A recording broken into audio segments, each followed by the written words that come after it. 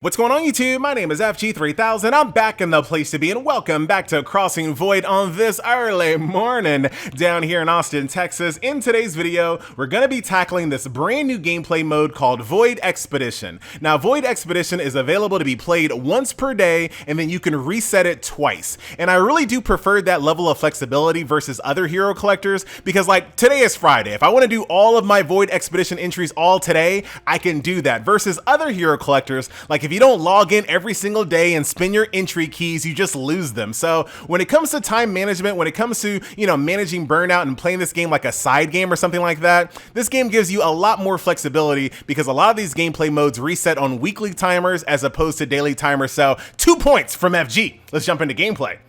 So here we are. As you guys can see, I was able to defeat this twice so far, and I'll go ahead and show you what this gameplay mode is about from the very beginning. So we're gonna go ahead and do our reset right here. Now, when you first start, you can select your difficulty. I'm actually kind of I'm gonna go 37. I don't want to go too easy, and I don't want to go too hard just yet. And this is gonna make sense why I did that, not because I'm scared or anything like that. I have a real reason on why I selected that difficulty. So hopefully Saku will get it together. I did talk to the development team. They know that the lag exists. They know that the servers are not in great shape right now. They did say that they were working on it. So hopefully Saku is going to get on this sooner rather than later. All right, so when you're in this gameplay mode, you get to select a bunch of party members. So this is going to be one of those gameplay modes, and the very best way I can sum this up, it's an 8-floor survival mode. And when I say survival mode, that means you do not regain your HP every single time you go from floor to floor to floor. So if you have a set of heroes that die, you can bring somebody off the bench to replace them. And as you guys can see, as you level up your account, you're going to get even more and more slots.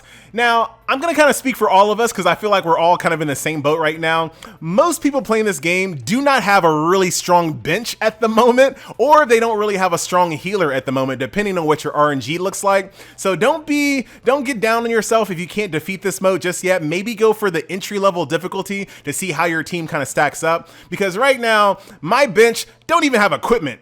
So if I have to rely on my bench, I'm not going to get very far. So I'm really going to be relying a lot on Eiko here, who's my healer. So let's go ahead and click next.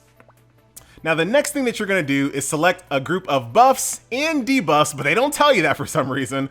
I'm just going to pick one at random so we can keep this video moving. This will all make sense once we jump into gameplay. So here's a squad that I'm bringing. Here are the buffs and debuffs I'm going to be bringing. All right, so now that we have that situated, let's talk about the buffs and the debuffs. So the buffs are pretty straightforward. Those are buffs that you apply to your team, but the debuffs are not debuffs that you put on the enemy team. Oh no, ladies and gentlemen, those debuffs you select to apply to yourself.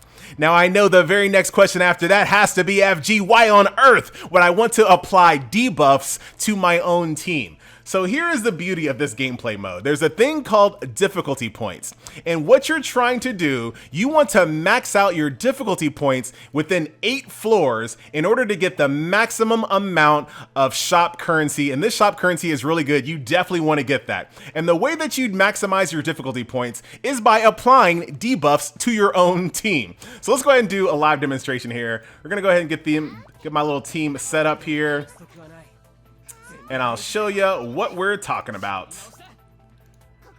All right, so this is the team that I'm gonna bring into combat. So now it's time to select my buffs and my debuffs. So what I'm gonna go ahead and do, let's go ahead and go straight for a debuff right over here. So when allies move, they receive at most 1.92% HP damage. That's on myself, right? But as you guys can see, it's gonna give me 10 difficulty points. So now you kind of see what this gameplay mode is trying to do. You need to balance how much of a debuff do you put on your team in order to get 100 difficulty points. That way you get the maximum amount of shop currency while at the same time ensuring that you complete all 8 floors of this gameplay mode. So it's quite interesting. So we're gonna go with that. And also take a look at this. So you can kind of play around some of these debuffs as well. This can be removed. Some of these debuffs cannot be removed, however. Also, what I'm gonna do, every single time you complete a floor, you're gonna get replacement buffs and debuffs. So I'm gonna try to get rid of my green ones like right off the bat because I want some higher rarity ones. The higher rarity, the more impact they have on your gameplay. And then last but not least, let's go ahead and do team damage increased by 2%. All right, so this is what we're gonna bring. One other thing that we have to address before we jump into combat, that is something called constraint. So as you guys can see, there's this little constraint meter on every single one of your teammates here. So as you apply buffs and debuffs, you continually add to your constraint meter here. And once you hit 100, you can no longer apply buffs to those characters. You can still apply debuffs and you can still get difficulty points for your debuffs, but you can no longer apply buffs to those characters. So once again, this is gonna make more sense. Let's actually jump into combat so you can see the numbers move in action. And this should be clear. Ladies and gentlemen, I like these characters for sure. All right, so they're gonna give you a good amount of starting points here. So like I said earlier, your HP stays the same, so you really want to kind of balance out heals and mitigating damage. But like your climax points and your general combat points here, they do not go from stage to stage to stage. So burn those out. Just go all in. Do a little bit of defense down. Now, obviously, just like in any tower in any game, as you go up the floors, it gets more and more difficult. I don't really need AoE heals at the moment. Let's just go ahead and do arcane AoE damage. I do not like your animations at all, I gotta say. You are absolutely gonna be removed from my team as soon as possible. As soon as I can find myself another healer or something. I'm so disappointed in his animations. Low key, middle key, high key. Back to the gameplay. All right, I saw a little swimsuit. Let's go with Frail here, low in your defense, and I should be able to kill you with, dang it, I really didn't want to do that, but we should be okay. Can you do 3,800 on a basic attack? No, you can't. Took that damage unnecessarily. And this is going to be another place where you do not want to use autoplay, because you want to make sure that you are casting the right ultimates. Like, for example, I want to make sure that I'm casting Eiko's ultimate pretty much every single round after this, to ensure that I'm topping off my heals and removing debuffs and things of that nature. Don't you do it to me, Saku. All right. I talked to the game developer earlier today, and they know that the lag and the server issues exist, and they are working on it. So hopefully they are remedied very soon, because it's been a few days now. This is, I guess this is the cons of everyone being on one server, I assume. But whatever. So as you guys can see, I just used 3 buffs and 3 debuffs. Every single time you complete a floor, you get your supplies replenished. And this is what I was saying earlier. I like to kind of clear out my green ones here. That way I can have some better buffs and debuffs there. So just added 10 difficulty points there. Like I said, my goal is 100 to get all of these coins. Let's go ahead and do one more round here. And as you guys can see, constraint, constraint, constraint. So once these numbers hit 100, I can no longer apply buffs to these characters. They're not additive. Everyone has their own individual one. So once they hit 100, I can no longer add buffs to this pairing over here. So let's go in here and see what we have. I always like to take a debuff. So enemy damage dealt increases every turn. This cannot be removed, so you can't play around with that one. This next one, I'm gonna go ahead and get rid of my green. Don't even care what it is. And then I think at the beginning of the battle, receive 2 climax points and increases everyone's constraint. Ah, come on. Let's jump back in.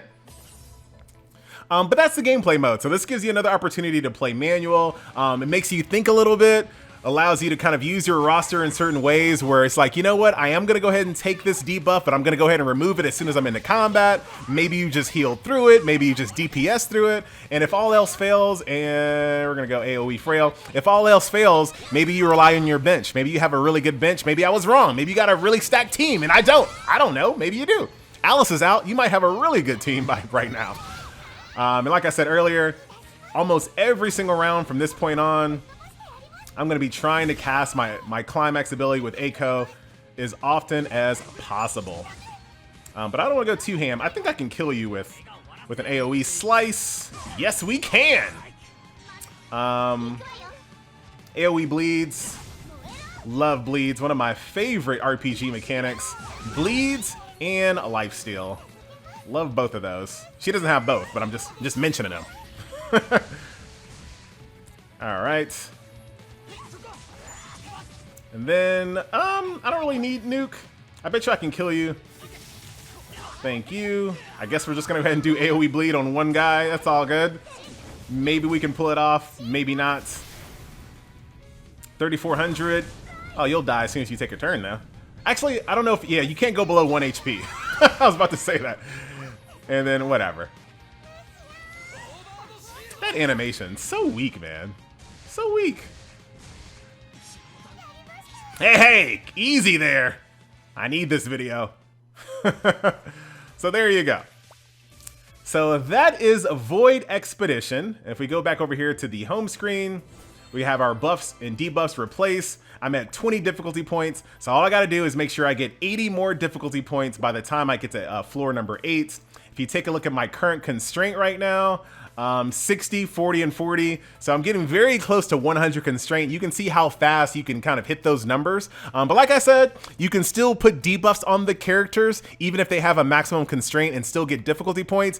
And let's say, for example, you have a party member that's just about to die. A neat little trick that you can do is say, all right, you're about to die in this next round. I'm gonna still bring you into that next round. I'm gonna put a debuff on you, right? Even if that character dies, I'm still gonna get difficulty points for applying that debuff into combat with me. So there's a few different things that you can do here. So I do like this mode, and I like the fact that it's going to be kind of hard to get burned out with a mode like that you're only playing a couple times a week. So once again, shout out to them. So what are you going to be doing all of that stuff for, FG? Good question. I'm glad you asked. If you go over here, here's the currency that I have thus far. So far, I've completed that mode 2 full times and what you've seen in this video. So just based on that, I have 265 points. You can buy some yellow characters like flat out. So you can get Alicia here in yellow or purple format. The purple one's only 600. Who is this? Tauntaun? I don't even know who this is. Haruyuki? I don't know who that is, some pig. Purple and a gold versions. You can also get this little hot swimsuit Mikoto here. Can we see it? Ah, come on. Can't see that. But also, so these are kind of expensive. What you can also do, you can buy gold, you can buy gacha tickets, and what I think is the hottest item in these shops are the universal fragments in stacks of 5, ladies and gentlemen.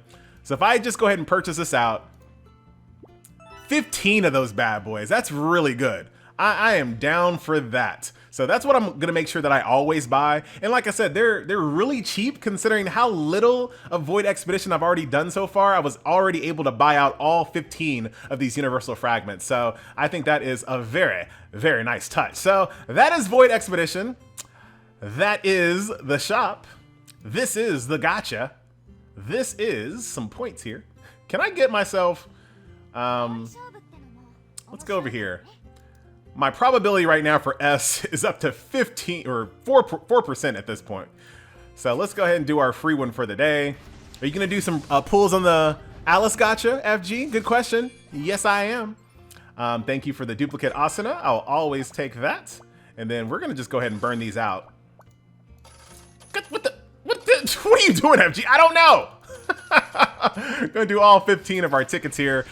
These free tickets only apply to these basic banners. You can't use the free tickets on the Alice banner, but you can use free-to-play currency on the Alice banner. So that's actually pretty cool. Kojio. Got some hues here. Got a couple hues. Got some good hues, but nothing that I really care about too much. That's unfortunate. But yeah, so you can't use the free-to-play tickets on the Alice banner, but you can use free-to-play currency. And when I look at this, it looks like a pretty decent deal here. When it comes to mobile games, let me go ahead and add that caveat real quick before somebody calls me out. When it comes to mobile games, this looks like a pretty good deal. So if you go over here, if you do 91 pulls, you get an Alice guaranteed. At 91 pulls, you get an Alice guaranteed. So if you want to buy 91 of the time limited banner gacha tickets, it's going to cost you 55, basically 5,600 paid currency crystals. And basically you can pull that off.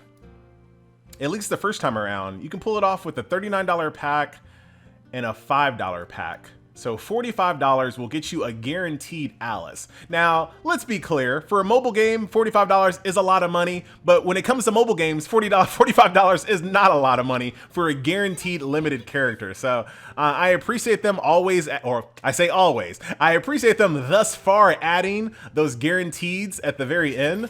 So I feel like I'm gonna go ahead and grab those 91 tickets. come back a little bit later in the day and get ourselves an Alice guarantee. There's not a lot of guarantees in gachas, ladies and gentlemen. There's really not.